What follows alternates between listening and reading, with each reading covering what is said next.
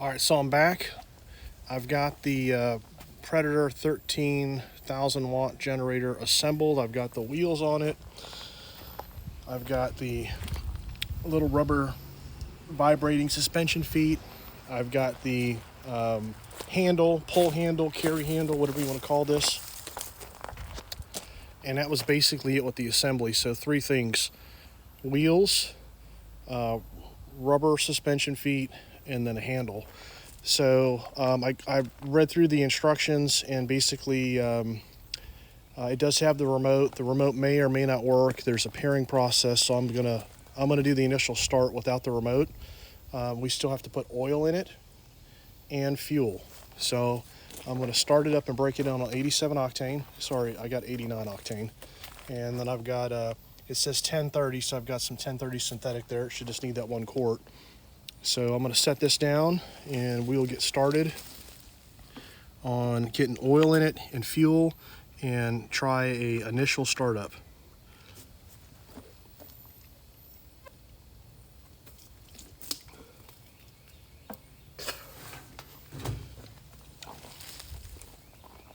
So I've already connected the battery. Here is the oil fill.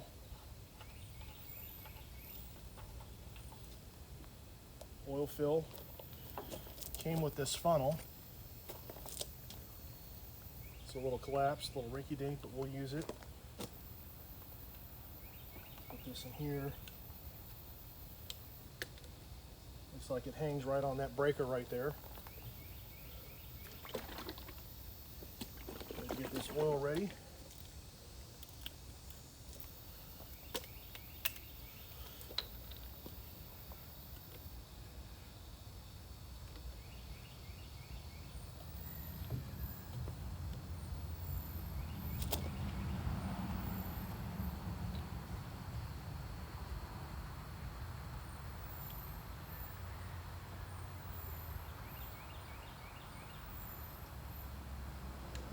I did check to make sure the drain plug was tight on the engine block.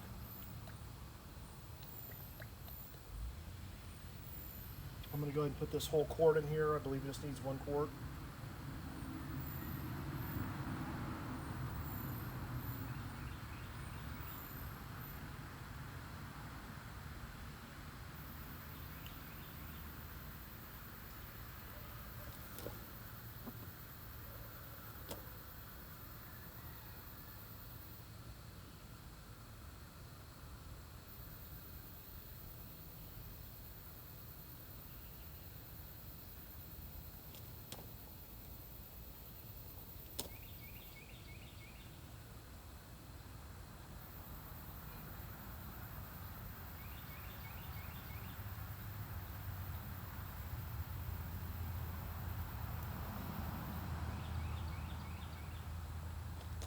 Okay, almost got the whole quart in it. All right.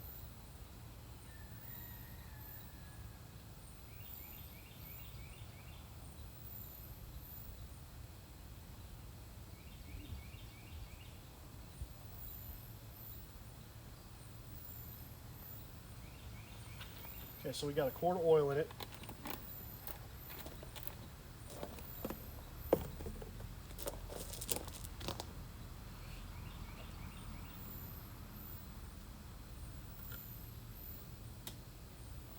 Trying to make a mess all over my new trailer.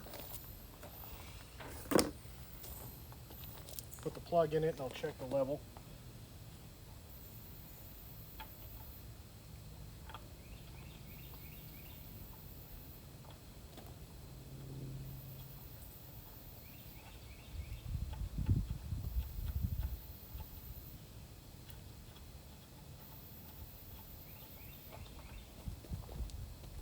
Okay, yeah, I don't know if you can see it. One quart, we're good. We're like right in the middle, so we're good.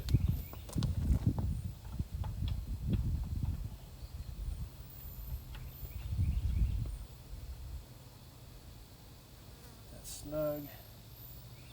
This is the plug for the drain for the block. I checked that. Let me face off here.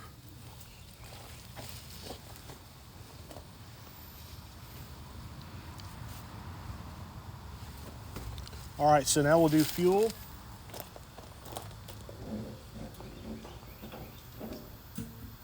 it's got a nice filter.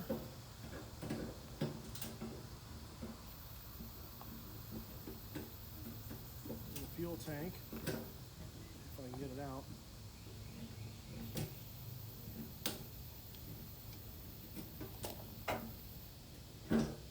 So it's got a nice filter in the fuel tank, nice filter screen. Obviously it says right here, fill gas, you need to put oil in it, so we've done the oil. I'll do the gas. These cans are great. If anybody hasn't used these cans yet, just Amazon this Sure Can. These are pretty handy. I still spill stuff everywhere, but it kind of helps to not spill stuff so much.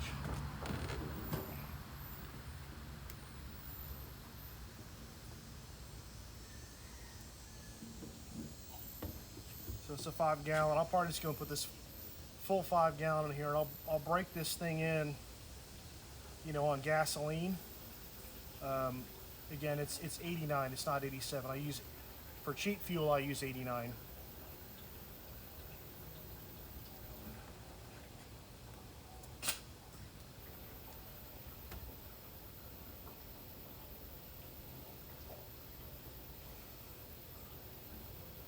It's got a fuel gauge I'm noticing on top of it too. I'll show you that here in a minute.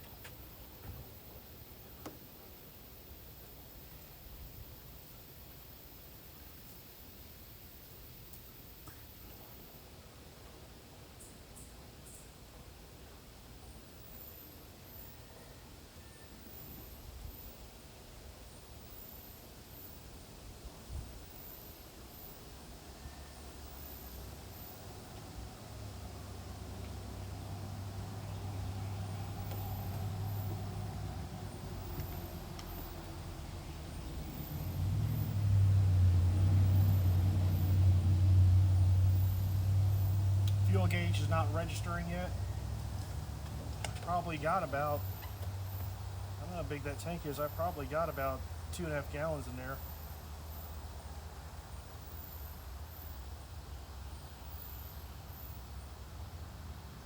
I'm trying to see how big this tank is. The gauge is starting to come up just a little bit.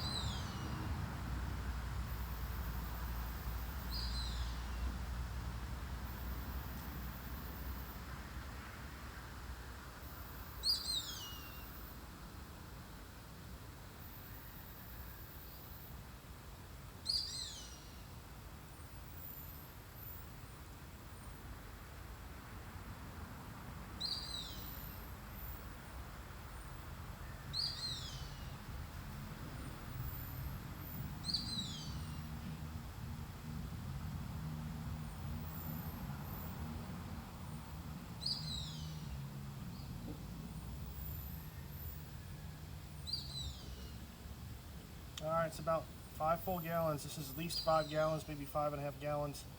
And the fuel gauge is, let's see how it works. It's probably about half. So I guess this is probably a 10-gallon tank.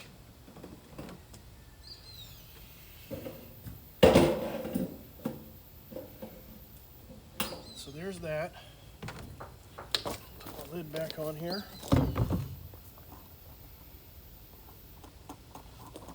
Can over here, wipe my face off. We'll turn on the fuel petcock, and we'll try an initial start here. Pick this up so you can see right here. There's a fuel gauge right here. See this? So it's about half right there.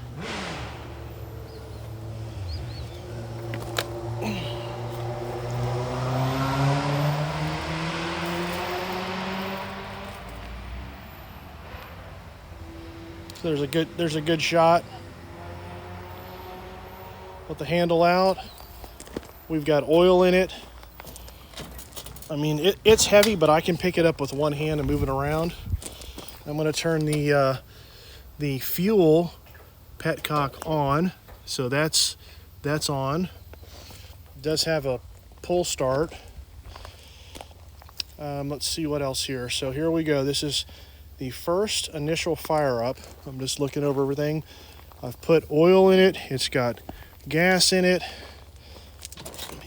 Move this back over here. I've got the battery hooked up.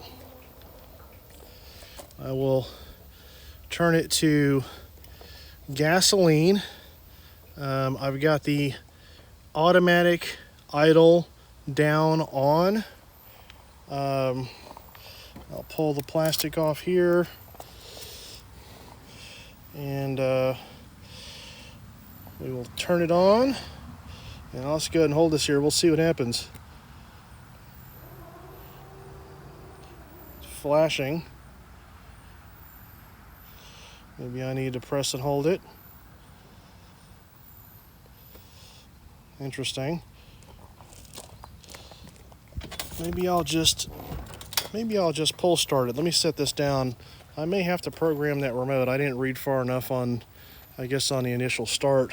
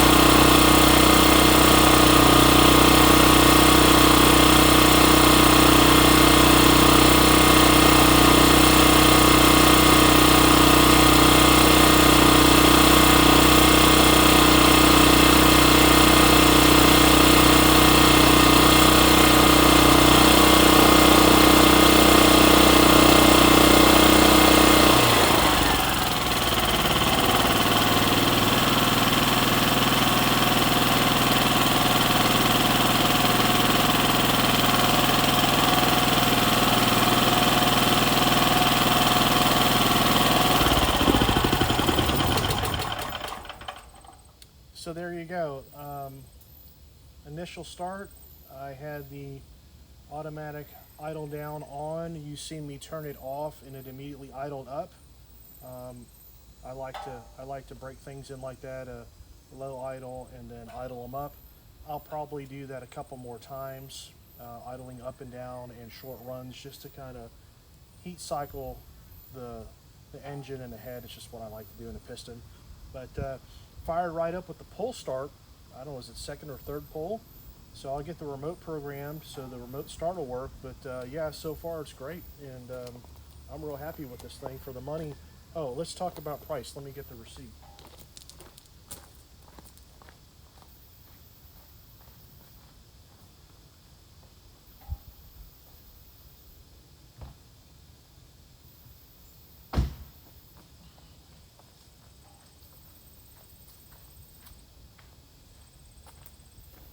So the price today was $1,199.99. I also bought two 14x3 cutoff blades for the chop saw. They were $7.99 each. So today's total damage at Harbor Freight after tax and all was $13.25.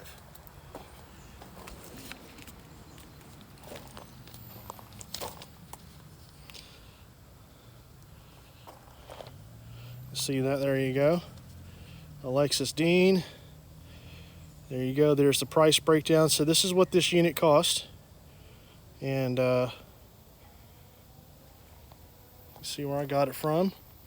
So yeah, so I'm going to run this and just kind of heat cycle to break it in, and then tomorrow I've got to get out there at the front of the property and start welding on the hinges and fabricating the actual gate frame for the drive gate. So I'm going to start using this first for that with my small MIG welder, and we'll see how that goes, and I'll do a follow-up video. Oh, and one more thing. So it does come with these are fuel jets. These are for different altitudes, high altitude kit, so that's nice. There's the remote start. Came with a nice little tool kit, not this of course, and just not all those wrenches. Some of those are mine, but cheap wrenches. But it does come with a tool kit. You know, your oil fill. Does have a transformer to charge the battery, keep it charged up, and obviously also the LP hookup. So that's what you get. I hope that helps anybody that's looking at one of these, but I think it's a great deal for the money, because a Honda or like a Generac in this size, I think it's like $5 or $7 grand. So pretty good deal. That's it for now.